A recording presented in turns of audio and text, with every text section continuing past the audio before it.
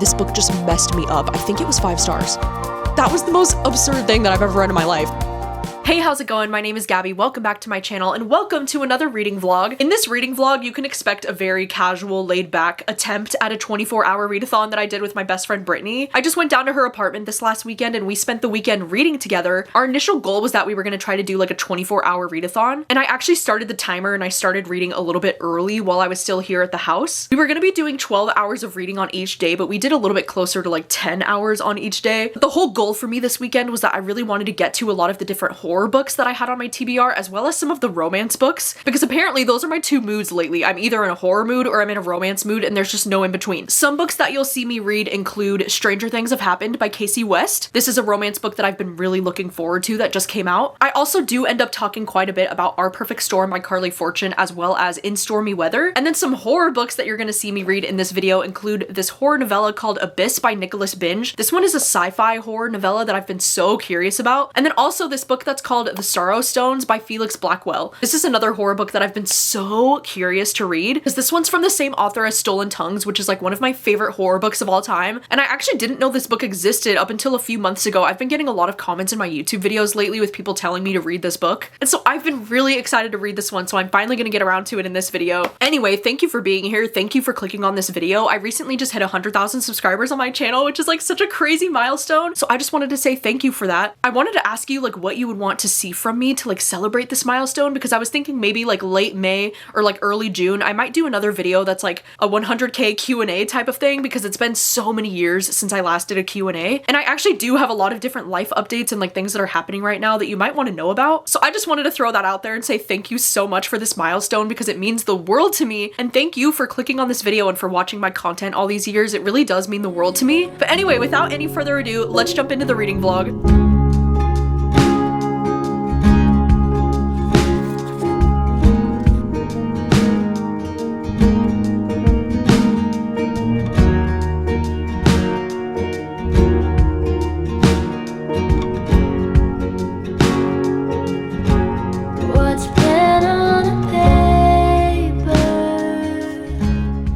Hello, I'm checking in for the first reading update. I've been reading for about 4 hours, but I just got to Brittany's apartment about like an hour ago, and I've already finished my first book, which is Stranger Things Have Happened by Kasie West. I started listening to this earlier this morning while I was like getting ready and packing and everything, and then I listened to it on the entire drive down here, and I'm so relieved to let you know that I loved this so much. I was really looking forward to reading this new book by Kasie West because last year she came out with her first adult romance that was called We Met Like This, and I loved that one. I think I gave it 4 stars, and I think I might have liked this one even more. Like, I don't know, the romance in this book was just more like my taste, I guess, when it comes to romance. In this story, we're following this character named Sutton, and she is managing her newly opened restaurant, but she's also the primary caretaker for her very sick mother. And honestly, like that part of the story was a little bit tough to read because her mom is also like very abrasive with her. Like her mom just kind of like verbally harasses her constantly because she doesn't really want her there, but she knows that she needs her help. And so I feel like that aspect of the story could be pretty heavy at times. The romance is between her and this guy named Elijah,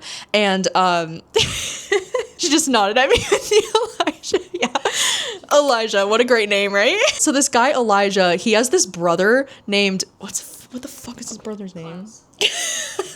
Yeah, we'll just call him Klaus. Oh my god, what was his brother's name? I don't know. Okay, Elijah has this brother, okay? The brother is dating Sutton's best friend, this girl that's her best friend, and they're dating and they're talking about going to like couples therapy together, and they're kind of like having this discussion about how like Michael, I think his brother's name is Michael, but he doesn't want to go. He doesn't want to go to therapy, and he's like, yeah, like I don't see the benefits of therapy. I think it's all a hoax. And his brother, you know, this guy Elijah that she's meeting at the start of this, he's like, yeah, therapy's a freaking joke. And he kind of makes a joke about how like a therapist probably wouldn't even be able to tell that the couple's like not actually together. The premise of the book is that they're going to be going to couples therapy like together and trying to see if the therapist can tell that they're like not even a real couple, which is like so stupid, but like so fun, right? It's like such a fun setup because these two are like getting to know each other better through these therapy sessions that are like not real, like they're not even a real couple, you know, they're trying to get to know each other. And I don't know, I really liked this love interest. He was just so funny, like this guy Elijah, like I just really liked his chemistry with her. You know, he owns like a boxing gym with his brother, so I liked hearing more about like that aspect as well, and like what he does for his job. And, you know, as somebody who used to work in the restaurant industry, I did like hearing about, you know, Sutton's experiences with like owning this restaurant. Like working in the restaurant, I related to a lot of different things that she was saying. Yeah, but there were certain parts of this book, oh my God, you know, because I was listening to a lot of this while I was driving, and like I annotated so much of this book. I know it has like kind of sprayed edges, so you might not be able to see it as well, but I literally had to like, there were moments where I was like, oh my God, remember chapter 24. Like I need to go back to chapter 24 to like underline that part, because what do you mean? There would be some steamy moments that were so cute. Like, oh my God, kicking my feet over them, like adorable. I feel like overall, I'm probably going to give this like, I don't know, like 4.5 stars feels right. It doesn't feel like the perfect 5-star. And the only reason why I'm holding back from wanting to give this 5 stars is because there's like a reveal at the ending that I just didn't love, or it just felt kind of like weird for the story, I guess. I don't know. I didn't love, you know, I feel like every time there's a romance book, we always get like a third act conflict. And I feel like sometimes it works for me and sometimes it doesn't. And I feel like I kind of had a similar issue with the other book from this author. I can't remember exactly, but it wasn't the perfect 5-star book for me, but it was pretty damn close. And I think I did enjoy this one even more than We Met Like This, which is crazy because I did love We Met Like This. Like I have nothing but positive feelings about that book. So like how exciting that I loved another romance book from Kasie West. Like there is something about the way that she writes her characters. They all feel very real. Sutton's relationship with her mother in this book was very well explored, even though it was very heavy at times, you know, because she's the primary caretaker. I feel like Sutton takes on a lot of, you know, responsibility and a lot of these, you know, hard feelings that she works through in this book. But I thought it was all really well done. And even the like therapy aspect of the book I thought was really interesting because, you know, these characters were getting to know each other better through the therapy sessions, but they had to act like they were already a couple. So it was like really fun. And yeah, overall, I just really enjoyed this, and I'm so glad that I finally read it and that it was a good time. I'm not entirely sure what I'm going to be reading next. I think I would like to jump into one of the horror novellas, potentially. I did bring the book Abyss by Binge with me, but I also do have a few other options on my Kindle, perhaps, if I'm not really vibing with this. I don't know. I feel like this one, it could be a hit or miss because I think it's a little bit sci-fi, and I'm so excited because Brittany right now, she's reading Japanese Gothic, which like, and she has like the really beautiful aardvark edition, by the way, so like, that's exciting. Look at this. Oh my God. This is without the dust jacket on it. Can you believe? And then look at the detail on the side and the back. Like, wow, dude. Aardvark really went all out with these copies. So yeah, she's reading Japanese Gothic. She's only like, I think 25% in, but she's enjoying it so far. So hopefully she can do some more of that tonight. I'll probably do a little bit of this and we'll keep you updated with thoughts.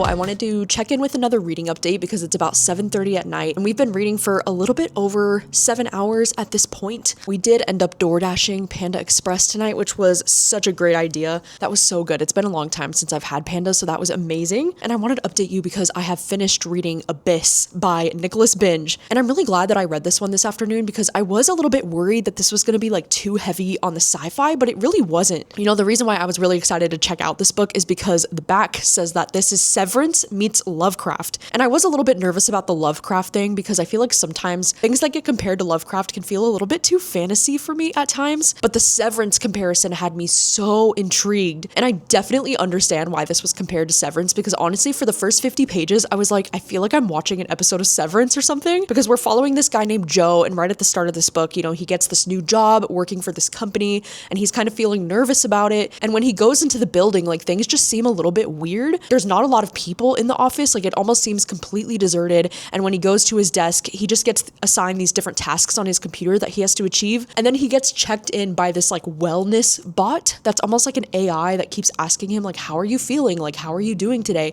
And it keeps checking in on him so frequently that he's starting to get kind of like freaked out about it. And it just seems like there's something off with this building. And anytime he has an interaction with somebody that is there, it comes across really weird and like it's really awkward. And so he starts to think that something more sinister might be going going on in this office building. And this book definitely had its moments with like the body horror where I was like, dude, like that was gruesome to read. And there were definitely parts of this book that felt a little bit more sci-fi and then parts that felt a little bit more horror. I don't know though, I'm kind of torn over what I want to rate this one overall, because I think the first part of this book was like the strongest part of it for me. Like I really loved the initial setup and kind of how it was just so eerie and weird and mysterious as you're trying to figure out like what's going on in this building. But then I do think there were some scenes where it felt so like it was over the top with like how it explained it. I guess I just wanted the mystery to unravel in a different way. And I do think, even though I do agree with a lot of the commentary that's happening in this book, I feel like some of the commentary is just so heavy-handed and like not really subtle at all. I mean, obviously there's a lot of commentary about like working these corporate jobs and how like nobody really cares about the working people and how billionaires are evil. And I feel like a lot of the commentary about those things was very heavy-handed at times. And then even more so towards the end, like there was a lot of different types of commentary that's all related to that. And I just feel like I appreciate usually in horror when the commentary is like a little bit more subtle. But I do think this concept and this idea makes for a perfect horror novella, because I think if this was any longer, it really would have started to drag. I'm glad that I was finally able to read this one. This one's actually going on sale in the month of May. I think it publishes on like May 14th. I think I'm probably going to give this one 3 stars. Like that's what feels right. It was feeling like it was going to be like a 3.5 or even a 4-star for most of the book. But then honestly, like the ending felt a little bit underwhelming to me. After I finished it, I was like, wait, like that's the ending. And I had to go back and like reread the last few sentences again, because I was like, oh, okay, like I guess the story's over. So the ending didn't really have as much impact as I was hoping for. Anyway, for the rest of the night, I'm not entirely sure what I'm in the mood to read next. I'm kind of torn over whether I want to start like one of the other romance books that I have, or if I should like read another one of the short horror books that I have. Like I don't really know what I'm in the mood for. I think I might take a shower here pretty soon and like change and get all cozy in my pajamas.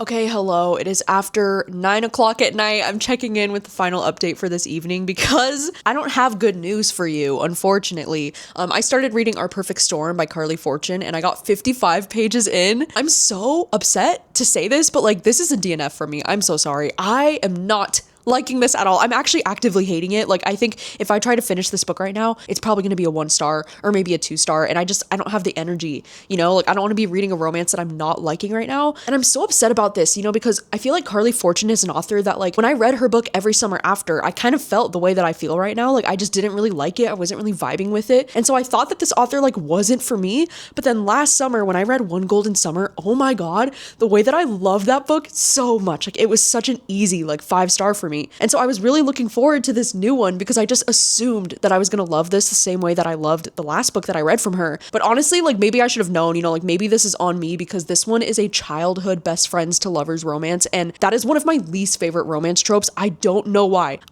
When somebody's been obsessed with someone ever since they were like 8 years old, oh my God, it's like the most cringy thing I've ever read in my life. The start of this book, right? This girl, Frankie, she's 30 years old and she's getting married to this man who is 16 years older than her. Okay, he's 46, this guy named Nate. And she kind of mentions at the start of this book that this is like her second wedding. And I was like, oh wow, you know, like her second wedding, like she's only 30 years old. That's crazy. And come to find out, in a few pages after that, she's like, my first wedding was to this guy, George, when I was 10 years old, under the tree in the backyard. I was like, what? That's ridiculous. And, you know, she keeps talking about how she's been best friends with this guy named George ever since she was 8 years old. They've always like just been best friends and like really close with each other, but they've never been together because she says they're kind of like Joe March and what's his name? I don't know what his name is. Timothy Chalamet man in Little Women. She said they're just kind of like better as friends. Like they're not meant to be together. And she does bring up Little Women a lot at the start of this book, like a lot, which like I understand because like I'm also obsessed with Little Women. I don't know. It's just like, it's so cringy to me. Like it's so immediately cringy to me because she kind of talks about how like they're best friends, but they were never together, but they were roommates after high school. Like she said they moved to Toronto together and they were living together for a few years before George had to like move across the country. But then she also said that her and George have each other's names tattooed on each other's rib cages. I'm sorry, what? Like that was the most absurd thing that I've ever read in my life. Okay, even most couples wouldn't do that, right? Like that's crazy. And I was telling this to Brittany because I was like, okay, do you not think that the rib cage is like a pretty intimate, you know, spot to get that tattooed? Because like I understand friendship tattoos. Okay, I'm not saying like friends shouldn't get each other's name tattooed if they want to do that. Like sure, whatever. But like to get it in a spot where you would need to remove clothes in order to see it, like what? So that was a little bit ridiculous. It really took me out of the story and I was like, there ain't no way. Like what? That's crazy. The thing that really like made me tap out, like I was like, I can't do this anymore, is we got to read their vows. from when they were 10 years old. There was a whole page dedicated to their vows, and they were like, I'll never steal your grape juice. Like, I'm so sorry, I can't do this. I can't. I got the ick so bad. I can't. I'm so sorry. And the whole premise of the book is that this man that's like so much older than her, he ends up leaving her right at the start of this book. He's like, sorry, can't marry you. And he bounces. And then the whole premise of the book is how like her and this guy, George, it's like her best friend from childhood, they're going to be the ones to go on the honeymoon together that her and her husband were supposed to go on together. And then, romance ensues. And I just tapped out after 55 pages. I can't stand either of these characters. I literally can't stand this. I don't like the writing at all. It feels very like generic and very shallow and very like surface level. Like it has no depth whatsoever. And I'm just really not vibing with the characters at all. And so much to the point where I actually looked up spoilers on Goodreads and like, oh my God, I'm so glad that I didn't finish this because I feel like I just would have been, wanting to bang my head against the wall the entire time because this is so not the book for me. So apologies about that. I should have looked into it more because I really don't like childhood friends to lovers. It really is like, I think that's my least favorite romance trope these days. Because like I used to say it was second chance romance, but I don't even think that's true anymore. Most of the time I can enjoy a second chance romance these days. Like I have a handful of them that I've really loved, but I think childhood friends to lovers, I'm not sure if I've ever enjoyed that in a romance book, and I don't think I ever will. To be honest, it's just really not for me. I should have looked into more about what this book is actually about and not just like blindly picked it up. But anyway, I think that's about wrapping up our night. Brittany has finished Japanese Gothic, and guess what? I know you're all waiting. It was a 5-star. Did we think any different? Did we think any different? No, we did not. Anyway, it's like 9 o'clock at night. I am ready to bust open the cider and start watching Supernatural. I just want to shut my brain off, like we've been reading. At this point, we've almost been reading for 10 hours, so I am ready to call it a day. But tomorrow is going to be another day where like the main plan for tomorrow is going to be to read more. So I'm not sure what I'm going to figure out for tomorrow. I do have some other horror novellas that I might be reading in the morning. I might try one of the other romance books. I have a few different options on my Kindle as well for like potential things that I could be reading this weekend. So we'll see about that. But anyway, I will see you in the morning.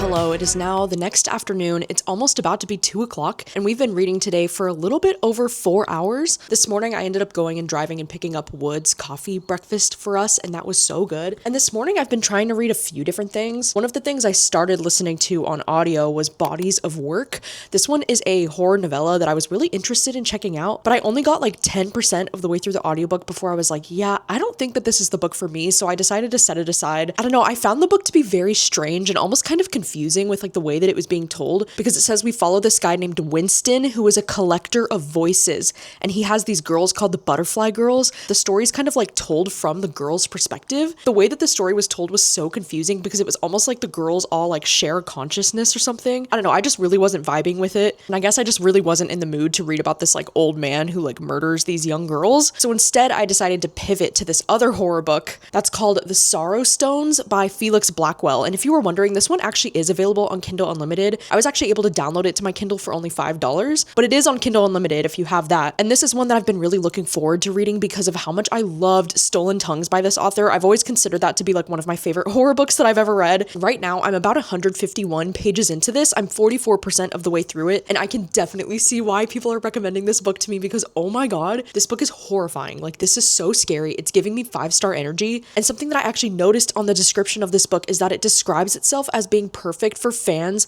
of Incidents Around the House, which is like one of my favorite books by Josh Malerman. And so I was extra intrigued to be reading it after hearing that. And in this story, we're following this young boy named Cole. And the story starts in 1999 when he's only 11 years old. He's in middle school, and it does have such great 90s vibes. Like, I really love the atmosphere of it. And then the story's taking place on Halloween night where he goes trick-or-treating with his friends, and he ends up getting this thing that's like a little statue, and he really doesn't think much of it until like weird things start happening in his life. He starts getting this insanely good luck, and then while everyone else around him starts to have this awful, like terrible luck, and like weird things are happening that he can't explain, but it seems like it's all connected to these statues that he's getting. And the story's taking place over like a number of years. So like at the start of the story, he's only 11 years old, and then in the next part, he's like 12 years old, and it takes place on Halloween again, and he gets another statue while he's trick-or-treating, and it's really weird. And all these like weird and disturbing things are happening. Like, oh my god, even at the beginning of this book, like within the first 10%, I had to like double check on Goodreads to make sure that this book is not like extreme horror, because of the things that I read. I was like, that is so vile, like that is disgusting, it's gruesome, but it's actually so genuinely creepy. And I just want to warn you that like this book has a lot of trigger warnings. Like there are so many things that are hard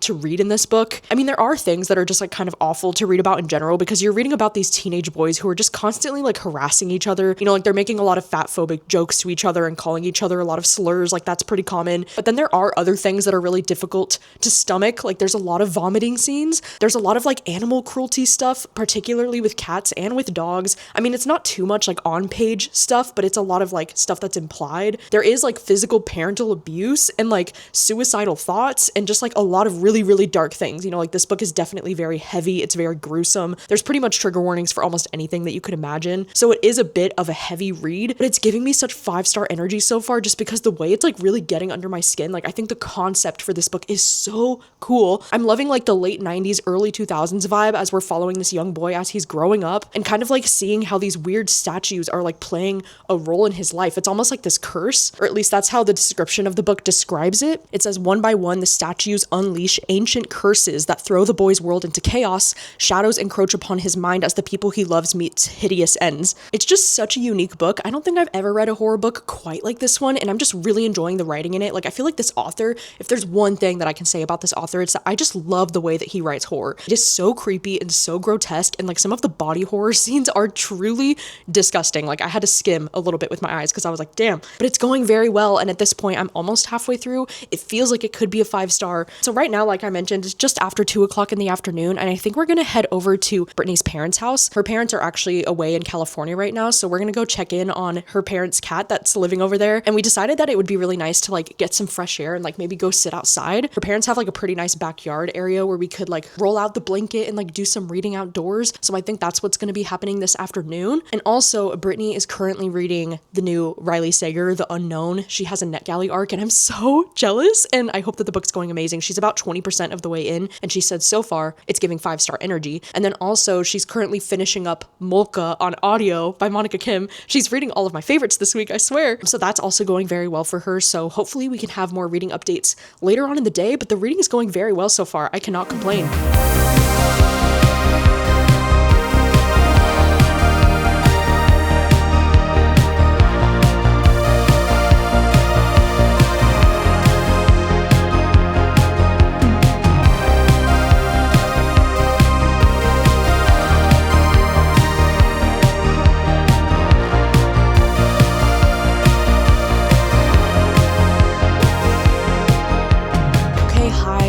To update again because it is just after 4 o'clock in the afternoon. We have been reading for just over 6 hours today, and I just finished reading Sorrowstones on my Kindle. This book just messed me up. I think it was 5 stars. I actually had to reread that final chapter twice because I feel stupid. Like I have no idea what that final chapter was trying to imply. This story, I have to give it 5 stars just because of the way that I was so captivated. There's something about the way that this author writes horror. I was just in it from beginning to end. I feel like the story started off in the most horrifying, like creepy way, and it just sucked me in immediately. And I felt so glued to my Kindle today. Like I literally could not put this book down. I think if you're the type of person that really enjoys like cursed object type of stories, then I think you're gonna love this, because I feel like this one was so creative with the idea of these like creepy statues and like the idea that something can bring you good luck while also being cursed and like giving somebody else bad luck. I think that's such an interesting story concept. Kind of reminded me of that one episode of Supernatural that's in season 3, the one that's called Bad Day at Black Rock. That's like one of my favorite episodes in the show. But like, wow, there were some really, really, really tough to read scenes. You know, like I mentioned before, there are a lot of trigger warnings in this book for so many different things. And like, there were a few moments while I was reading this, like my eyes were literally like bugging out of my head. Like, oh my God, that's horrifying. There was even a few parts that made me kind of squeamish because I talk about this a lot, but like I hate reading about vomiting. Like vomiting is one of my least favorite things to read about in any horror books. And there was a lot of it in this book. I mean, it was all all necessary. Like, it was all connected to the story, and like there was definitely a reason for it, but it didn't mean that it was easy for me to read. Like, I was getting so grossed out, and I kept having the feeling that like if I was trying to read this book in the middle of the night, I feel like it would be really scary, because, you know, I remember my experience with Stolen Tongues is that I was reading that book like late into the night, and I remember being so scared. I feel like he has a lot of tropes, or like a lot of things that are really common in horror that just really work for me personally. Like, those are the things that scare me the most. And I even thought the mystery aspects for this book, for like why this is even happening to this main character, and as he's like starting to discover what's going on and like what about him is also changing, the mystery that was unraveling in the story was also very interesting to me, because I thought it was going to go in one direction and it really didn't go in that direction. I was kind of surprised by some of the like twistier moments in the plot. It just had a really, really good plot, and that's the main reason why I want to give this 5 stars, because it was just such an engaging plot. I was so invested the entire time, and the horror was absolutely gruesome and like insane in this book. There are just going to be so many scenes that like I'll never be able to forget these scenes. And, you know, like I mentioned with some of the trigger warnings at the start of this book, like there are so many things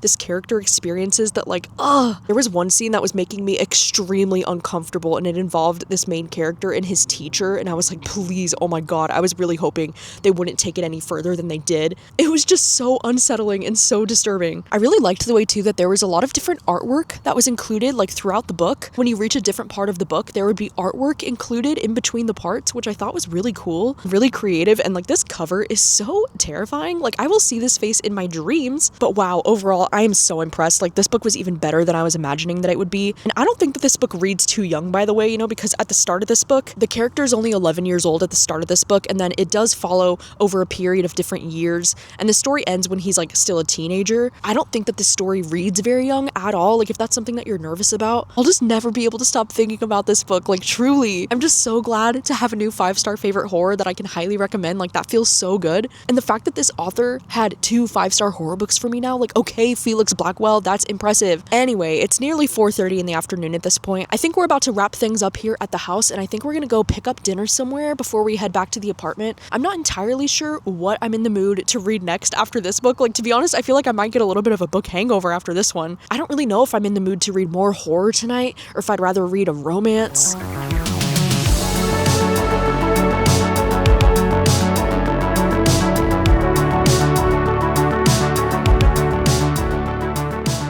Okay, hello, good afternoon. It is now about 1 o'clock on the following day. It's Sunday. And last night, me and Brittany ended up having a really great rest of our Saturday night. We went to Jersey Mike's, and my friend Brittany, she hasn't had Jersey Mike's in such a long time. I got the club sub, which is like one of my favorite sandwiches to get there, and it was so good. And Brittany really liked it too, so that felt like a win. And then after that, we were doing a little bit more reading, but we were also watching more of Supernatural. It was actually really fun because we were doing a thing where we would like set a timer and like read for like 30 minutes, and then watch an episode of Supernatural, and then read for 30 minutes. And while we were doing that, I did end up starting this romance book called In Stormy Weather. This is the one that's an arc that I have. It's coming out in July. And I've just been so excited to read this book because it's about these like academic rivals. Both of their characters are like storm chasers. And something that I didn't realize about this book is that both of these characters have these big like social media followings. It's actually kind of strange, okay, because this main character, this girl Quincy, at the start of this book, she's 31 years old, which like same. And then right at the start of this book, she's celebrating a big milestone with her social media because she just hit 1 million followers on Instagram. And not that I've recently hit 1 million followers, but I've also recently hit a really big milestone on YouTube because I just recently hit 100K. And so I thought that was kind of crazy that we have not only our age in common, but the fact that I also just hit a milestone is something we have in common. Like, that's weird. And this character also talks about how she's starting to feel like she's like getting in a rut with like social media, and she's kind of like missing